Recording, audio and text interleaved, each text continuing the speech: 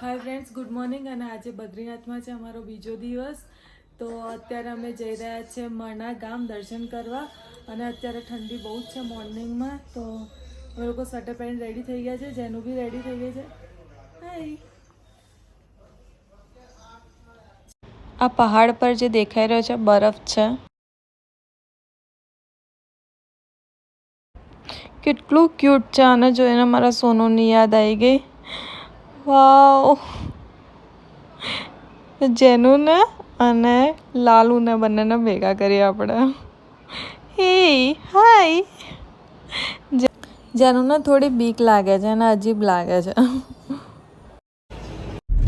Friends, good morning. અને હવે અમે જઈ રહ્યા છીએ માના ગામ જોવા માટે થઈને. તો તમને હું બતાવું આગળ કે માના ગામ કેવું છે. અને એ ભારતનું છેલ્લું ગામ છે. તો તમને ત્યાં બતાવીશ. અને મહાભારત પણ ત્યાં જ લખાયેલી હતી. તો એ જગ્યા પણ હું તમને બતાવીશ.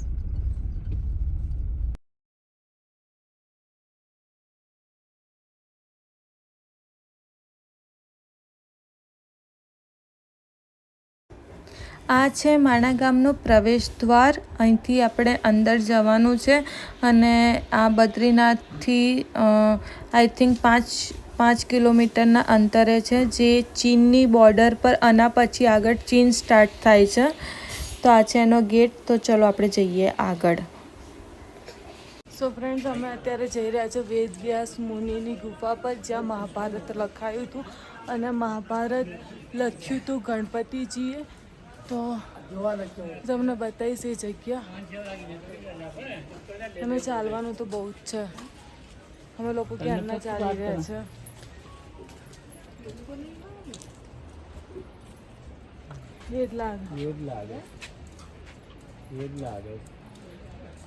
વ્યાસ ગુફા તરફ જવાનો રસ્તો. અને અહીંયા ગણેશજીએ લખ્યું હતું મહાભારત. તો હું તમને સો ફ્રેન્ડ્સ, આ જગ્યા છે જ્યાં મહાભારતની રચના થઈ હતી. અને વેદ મુનિ વ્યાસજીએ અહીંયા ગણપતિજીને કીધું હતું. ને ગણપતિજીએ અહીંયા બેસીને લખ્યું હતું. આનું નામ છે ગણપતિજીની ગુફા. અને ગુફા પણ છે. તો ચલો તમને ગુફા બતાવું. સો આ છે ગુફા. અને અહીંયા બેસીને જ ગણપતિજીએ લખ્યું હતું મહાભારત. અને વેદવ્યાસ મુનિજીએ જેમ કીધું હતું એમ ગણેશજીએ લખ્યું હતું. અને આની કથા પણ અહીંયા લખેલી છે. તો તમને બતાવું. સો આ છે એની કથા. અને આ હતી ગણેશ ગુફા. અમે હિંમત હારી ગયા છે. હવે અમે ઉપર ચડી એવી પરિસ્થિતિમાં છીએ નહીં. અને જેનું બી સૂઈ ગઈ છે. એટલે હવે અમે વેદવ્યાસ મુનિની જે ગુફા હતી અમે અહીંથી દર્શન કરી લીધા. હવે અમારે ત્યાં ચડવું નથી. અને હવે જઈએ છીએ અમે પાછા ગાડી તરફ. તો મળીએ આગળ. વેદવ્યાસ મુનિની ગુફા છે. આ ઉપર દેખાઈ રહી છે. પણ 1.5 કિલોમીટર ચડીને જવાનું છે. સો ફ્રેન્ડ્સ, અત્યારે તો અહીંયા સખતની ગરમી સ્ટાર્ટ થઈ ગઈ છે. અને વાગ્યા છે 11. તો અહીંયા ખૂબ જ ગરમી સ્ટાર્ટ થઈ ગઈ છે. અને આ છે પૂરું માના ગામ. આ છે એનું માર્કેટ. અહીંયા બધું નાનું નાનું વસ્તુઓ મળે છે. ગરમ કપડાં બી અહીંયા મળે છે. સો આ છે પૂરું માર્કેટ. અને આ ચારે તરફ છે પહાડો.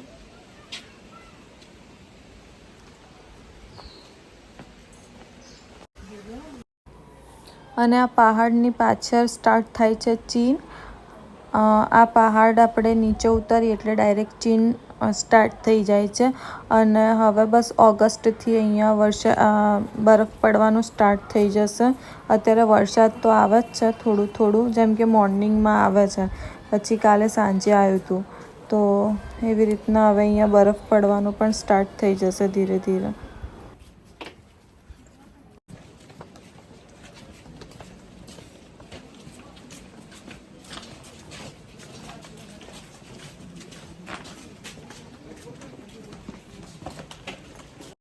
અને હવે અમે જઈ રહ્યા છીએ બદ્રીનાથ. સો ફ્રેન્ડ્સ અમે મણાગામ ફરીને હવે આવ્યા છે બદ્રીનાથ મંદિરે. રાત્રે અમે દર્શન કર્યા હતા પણ અમે દિવસે દર્શન કરવાના બાકી હતા એટલે હવે અમે અહીંયા બદ્રીનાથ દર્શન કરવા માટે થઈને જઈ રહ્યા છીએ. અને આ છે એનું માર્કેટ.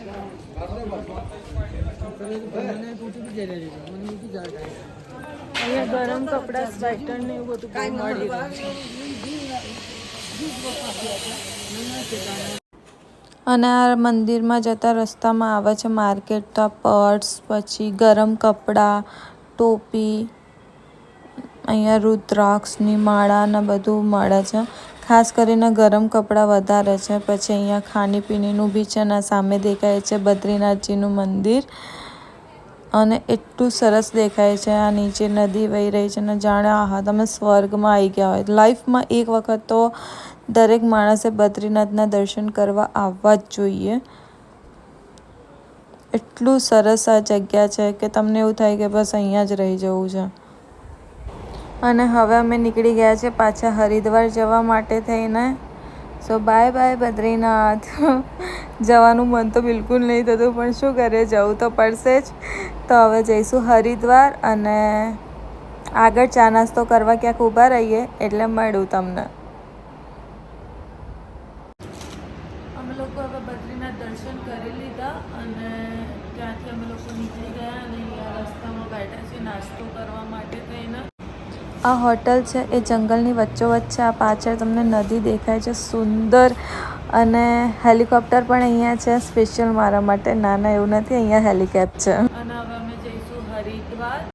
તો મળીએ આપણે કાલે. તો thank you so much watching to my YouTube channel Shreya Dave vlog. By.